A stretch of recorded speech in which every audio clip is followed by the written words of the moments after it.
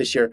So Omar McLeod doesn't make it in the hurdles. I think there's some question about whether or not he could be added.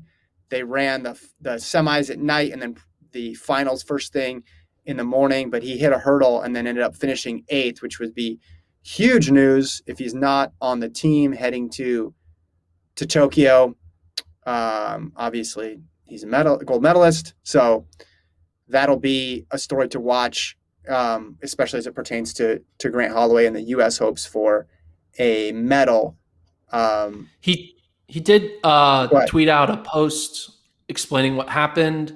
Apparently, they changed when the final for the 110 hurdles was going to be to a morning final, coming off of a late semifinal. And he said he didn't get much sleep because, anxious from just running. And he got a little bit of cramps going on while he was warming up, but he just did it, and then it just didn't work out. He did say, obviously, everyone had to do the same thing as him. It's not like he's the only one who had to run in the morning. Everyone else had the same exact schedule, but he mentioned everyone's body's different. And I think, and he's hoping that they still select him. I do remember in 2016, certain notable track and field athlete for Jamaica did not finish top 3. The tall guy. His name was Usain Bolt, and they let him run. They put him on the team. So I think Jamaica, they don't have the maybe process that the U.S. has.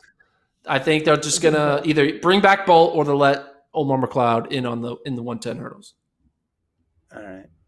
This looks like Bolt looks like a video game there. Like he looks like a player one. Like select your character when he's doing that little jog. People who are watching can see. On the men's side of things, no man broke 10 for Jamaica, continuing a trend here. As I mentioned, the U.S. can sweep this event. The top person to knock people out would probably be Andre DeGrasse from Canada, because Jamaica goes 10.00 with Tracy. Blake runs 10.01, and then Seville runs 10.04 here. So a far cry from how strong the women's team is in Jamaica. The 200-meter times also weren't going to be competitive with the U.S. So if you look internationally, I mentioned DeGrasse. Odaduru's run a fast 200 this year. You wonder about the collegians who are going to be representing, South Africa with Sean Maswanganyi. Yeah, and Joseph Fanbele could be those could end up being the biggest threats here, because I don't think Trayvon Bromell is looking at somebody running over 10 seconds and losing any sleep. There's some guys in the 9.9s we've talked about, and you think Britain will send somebody solid. You think that, maybe Simbine from South Africa he's experienced and he'll get it done. But not many sub 20 guys outside the U.S. and not many sub 10 guys outside the U.S. And we just saw at the trials how deep the U.S. team is. Now they only have 3 guys, so all it takes is one of them having a bad day for a spot to open up, and then the sweep is gone. But there's a huge talent disparity right now between the U.S. and the rest of the world in men's sprinting that a couple years ago didn't exist, because all we were talking about was Jamaican sweeps and Bolt and Blake. Yeah, why? I mean, we see the women in Jamaica do what they're doing, and it makes sense. It's like all things come together. Shelly Ann having a second, era of her career, doing well, right? Shrika Jackson doing her thing. Elaine Thompson always been there. Why has Jamaican men sprinting just fallen off the map? Yes, there's no more Bolt, but Johan Blake's older now, but why hasn't there been another Johan Blake that's come up? Why hasn't there been another like Jamaica, with the way the expectations and the I forget the word I'm trying to say. But in general, you'd think that they would be able to continue to turn out world-class, at least 9.9 at worst type athletes. But we're not seeing it. What do you think the reason is? Yeah, I think the drop off from Bolt was always going to be rough, but it wasn't about another Bolt. It was about, okay, who's the next Nesta Carter, Michael Frater, Warren Weir, Yeah, those Sasha sorts of Powell. Yeah, got right. Yeah, already. I mean, Powell was obviously at the high end of that, but can you just get a 9.8 or person or a consistent 9.9 low person or someone who's solidly sub 20s for a while there? The best Jamaicans were, or at least on the yearly list earlier this year and into last year, it was a lot of Andre Ewers and people in the U.S. collegiate system, which that wasn't what was happening in Bolt's era, obviously, and yeah. Powell and those guys. They did not go to the U.S. system for college. They stayed in Jamaica. I don't know. I mean, this is something that's going to probably be talked about quite a bit, and they're going to look into it because Jamaican champs is still Jamaican champs. They're still going nuts over there for track and field. Yeah. That didn't stop.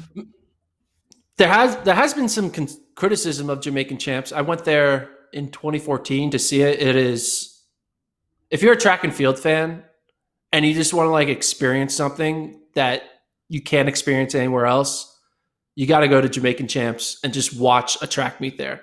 It's better than going to the Olympics or a world championship or trials. It is like, it's just so, what's the word? I mean, it's basically like going to an Alabama football game, but they're watching a high school track meet, and it's just like wild. Take Alabama football fans and put them at a track meet, equally as excited for like a 14-year-old running, 21 seconds. It's like, it's wild. Anyway, um, but the criticism that some people have of the champs is that they go too hard at a young age, right? Mm-hmm. Because this literally their champs is in some ways bigger than the trials. It's bigger than anything else because you have these like 12 to 19-year-olds who are going to the well really hard for like 7 straight years Mm-hmm. because this is like the pinnacle of their sport. That like there might been some athletes who might have been overtrained at a younger age versus like Americans where US sprinting in America, they're not going to the well like at the age 14. I mean, we do have some people going a little all the way through the AAU system, but in general, the amount of it's not the same. I mean, I just saw it's so some people say that might be a reason is that they're overtraining their youth, but I mean, But, here, but here's the you thing too. know, it could not. I could also be talking out my ass too. So There's 2.9 million people in Jamaica. That's it, right? that's the There's reason. That's a two. good reason too. Well, no, I'm saying that's like there's 3 million people there. That's it, right? There's 1% of Houston and what we have. Dallas. The Yeah, Houston and Dallas is 3 million people. So yeah, it was amazing that they were dominant to the level that they were dominant for all those years. So I think part of it is just coming down to earth a bit. And what the women are doing is still amazing considering how small the yeah. population is. An island that small, getting that many medals for that many years. And I think they're going to continue to have success. And if you ranked all the sprint nations in the world, they'd still be near the top just because they're not number one for this part of time, and they're being supplanted by a country that's immensely larger than them. It's not the end of the world, but I think there's going to be some, especially it takes like a global championships for people to realize what's been true for a couple of years. And you notice that a couple of years ago with some of these nations. It's like they need to see, okay, we didn't get anybody to the final or we didn't get any medals for there to be change. You and I look at it and we see, okay, this is kind of obvious. Look at the yearly list. There's no one, they're not going to be able to magically put somebody into the final if this is what their yearly list is telling us. But it takes that big stage for no one to be there, for there to be actual change or some reflection on the process. But anyway, we're Talking now about we're really late process. on time. You We're talking talking about